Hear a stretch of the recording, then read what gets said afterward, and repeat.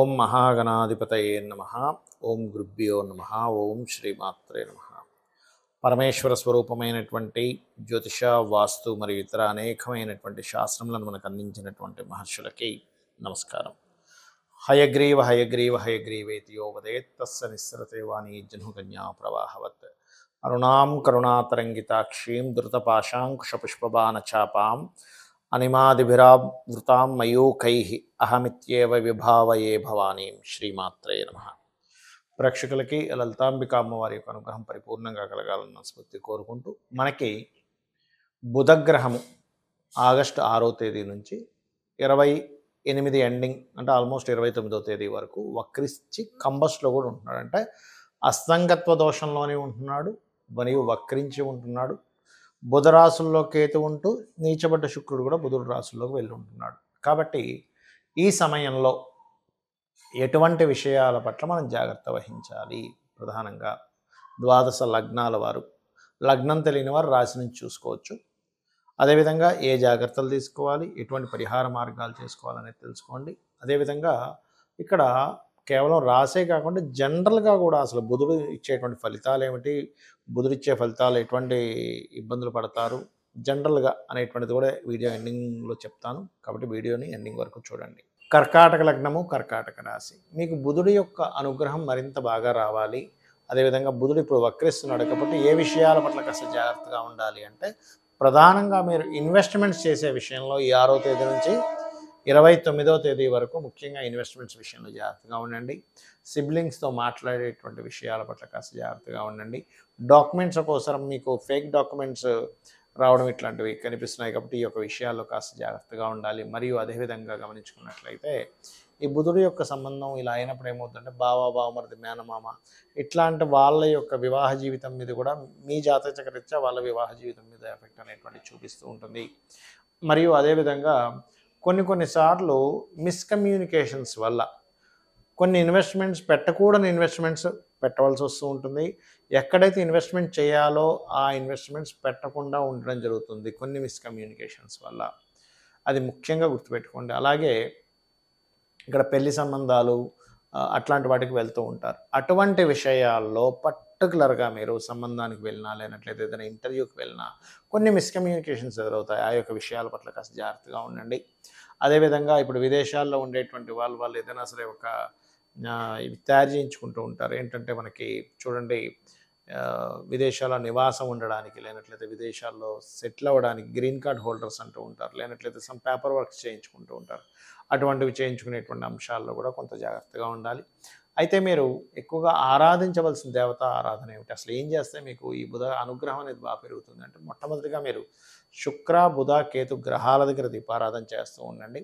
సహజంగానే మీరు స్కందుని యొక్క ఆరాధన, ఓం స్కందాయ నమః అనే నామస్మరణ ఎప్పుడు కూడా బుధగ్రహ అనుగ్రహం ఏదైనా నెగిటివ్గా వస్తుంది అన్నప్పుడు సుబ్రహ్మణ్యేశ్వర స్వామి ఆరాధన కానీ, ఆంజనేయ స్వామి యొక్క ఆరాధన కానీ ఎంత ఎక్కువగా చేస్తుంటే అంత బాగుంటుంది.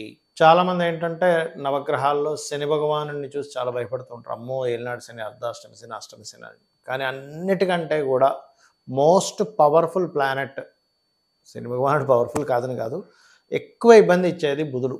ఎందుకు ఏమంటే బుధుడు అంటే మన మీద అందరికీ బుధుడికి కోపం ఉందా అంటే కాదు. బుధుడికి పూర్వజన్మ కర్మను అందించేటువంటి పోర్ట్ఫోలియో వచ్చింది.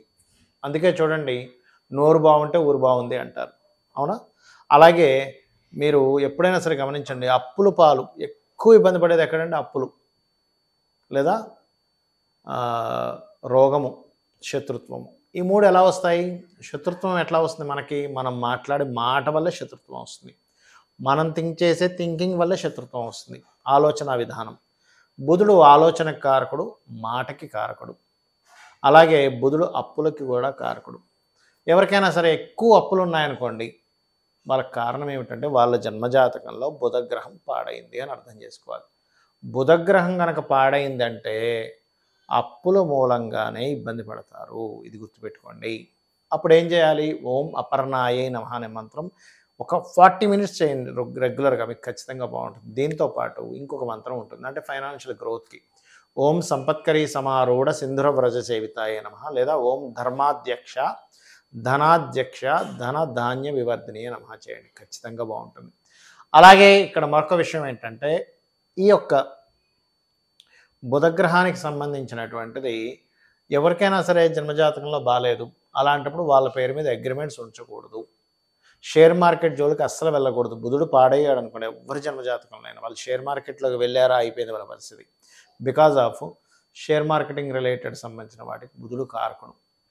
బుధుడు ఎవరి జన్మజాతకంలో అయినా లగ్నాధిపతి అయ్యి లేదా లగ్నంలో ఉండి మంచి పొజిషన్లో ఉన్నారంటే వాళ్ళు అపర మేధావులు అవుతారు.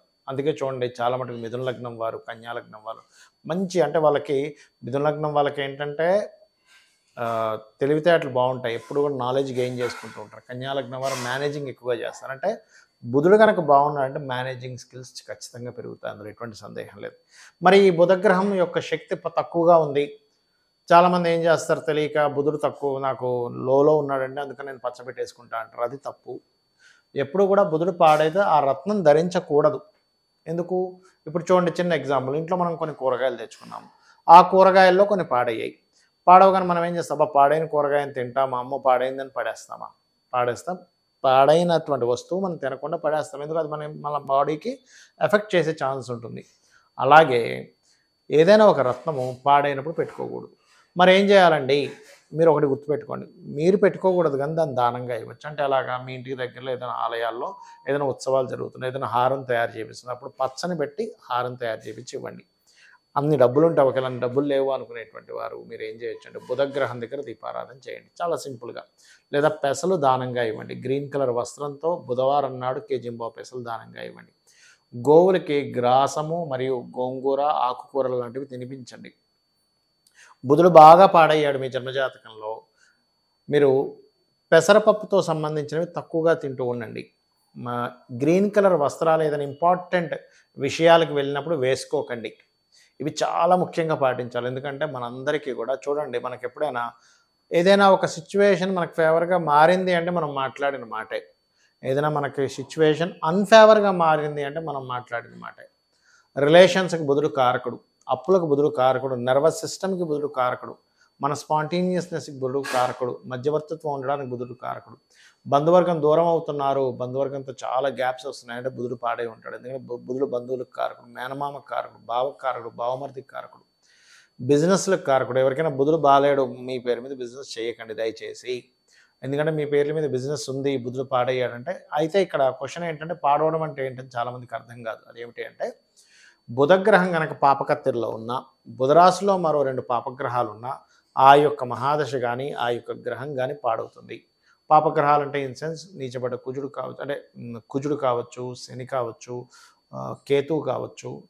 ఇలాగా ఏదైనా పోర్ట్ఫోలియో బ్యాడ్ పోర్ట్ఫోలియో ఆ బుధగ్రహానికి కానీ బుధరాశులకు కానీ వచ్చినప్పుడు ఏమవుతుందంటే ఆ బుధగ్రహం యొక్క ప్రభావం నెగిటివ్గా వస్తుంది. ఇదే విధానంగా బుధగ్రహంతో ఏదైనా శుభగ్రహం కలిసింది అంటే శుక్రుడు కానీ గురువు కానీ కలిసాడు అనుకోండి, అప్పుడు అది ఆటోమేటిక్గా మంచి ఫలితాలు ఇస్తుంది. కాబట్టి ఇది చేయండి. ఇంకా బెస్ట్ రెమెడీ ఏమిటంటే విష్ణు సహస్రనామాలు వింటూ ఉండండి రెగ్యులర్గా. ఏదైనా తినేటప్పుడు కూడా మీరు క్రీమ్ అచ్యుత అనంత గోవింద అనుకుంటూ తినండి. ఎందుకంటే బుధగ్రహము మన బాడీలో స్మాల్ ఇంటెస్టైన్ రిలేటెడ్ సంబంధించిన వాటికి కూడా కారకుడవుతాడు. కాబట్టి బుధగ్రహం పాడైంది అనుకోండి, వాళ్ళకి లోపల కూడా ఎలా ఉంటుందంటే గట్ రిలేటెడ్ సంబంధించిన ప్రాబ్లమ్స్ రావడము, గట్ హెల్త్ పాడవడము, అలాగే అరుగుదల, ముఖ్యంగా రవి కూడా పాడయ్యాడు అనుకోండి, సింహరాశిలో ఉండే పాపగ్రహాలు పాడై రవి కూడా పాడైతే ఇబ్బంది వస్తుంది. కొంతమందికి బుధుడు రవితో కలిసి ఉంటాడు, బుధాదిత్య యోగం అంటాడు. అలాంటప్పుడు వాళ్ళకి ఏంటంటే వాళ్ళు మాట్లాడేటువంటి మాటల్లో కానీ అంతా కూడా హుందాతనం కనిపిస్తూ ఉంటుంది. ఆ రకంగా ఏంటంటే బుధగ్రహం మీకు బాగుంది అంటే ఈ మంచి ఫలితాలు వస్తాయి, పాడైందంటే ఈ ఫలితాలు వస్తాయి. దీన్ని బట్టి మీరు గుర్తిస్తూ ఎక్కువగా విష్ణు సహస్రనామాలు వినండి, ఓం అపర్ణాయ నమః మంత్రం చేసుకోండి, శివుడికి బిల్వంతో మీరు అభిషేకం చేయండి. ఖచ్చితంగా మీకు బుధ అనుగ్రహం కలగడం వల్ల పూర్వజన్మ కర్మ తొలగుతుంది. రిలేషన్స్, ధనము, అప్పులు తీరిపోవడము, ధనం బాగా కలిసి రావడము, వ్యాపారాల్లో బాగా కలిసి రావడం జరుగుతుంది. ఇది పాటించి మీరు అమ్మవారి అనుగ్రహాన్ని పొందాలని కోరుకుంటూ శ్రీమాత్రే నమః.